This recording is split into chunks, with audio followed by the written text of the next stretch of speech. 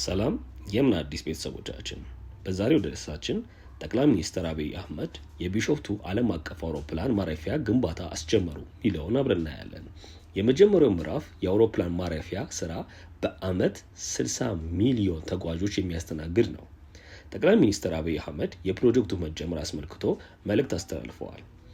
ጠቅላይ ሚኒስትሩ የኢትዮጵያን ፈጣን የአየር ትራንስፖርት እድገትና እየሰፋ የመጣውን የኢትዮጵያ አየር መንገድ ዓለም አቀፍ ትስስር ዘላቂ ለማድረግ ወደ 25 ሚሊዮን የሚጠጉ መንገደኞችን በአመት የማስተናገድ አቅሙ ላይ ከደረሰ ከአዲስ አበባ ቦሌ ዓለም አቀፍ አውሮፕላን ማረፊያ በተጨማሪ አዲስ ሜጋ ጣቢያ እያለማ ይገኛል ብለዋል። ይህ የተለያዩ የአውሮፕላን ማረፊያዎችን የመገንባት ስትራቴጂ ኢትዮጵያን የወደፊት አፍሪካ ግንባር ቀደም የአየር ትራንስፖርት በር የማድረግ ዓላማን ያነገበ ነው ሲሉ ገልጸዋል።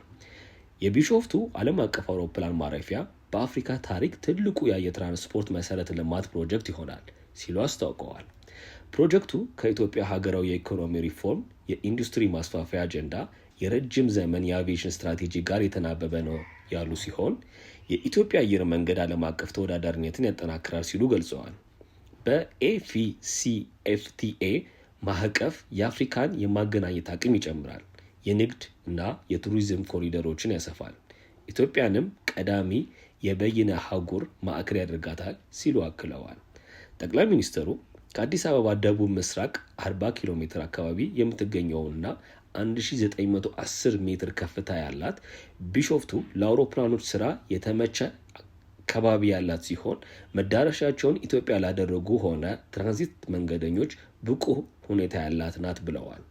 ለመዲናችን ያላት ቅርበት ከነባሩ የአየር ትራንስፖርት ምህዳር ጋር በቀላሉ የተዋሃደ አሰራር እንደሚኖሩ ምቹ ሁኔታ ይፈጥራል ያሉ ሲሆን የመጀመሪያው ምዕራፍ የአውሮፕላን ማረፊያ ስራ በአመት 60 ሚሊዮን ተጓዦችን የሚያስተናግድ ሲሆን ሲጠናቀቅ ከአፍሪካ ከዓለም ቀዳሚ የአየር ትራንስፖርት መናኸሪያዎችን አንዷ የሚያደርጋትን በአመት 110 ሚሊዮን መንገደኞችን የማስተናገድ አቅም ላይ ያደርሳል ብለዋል።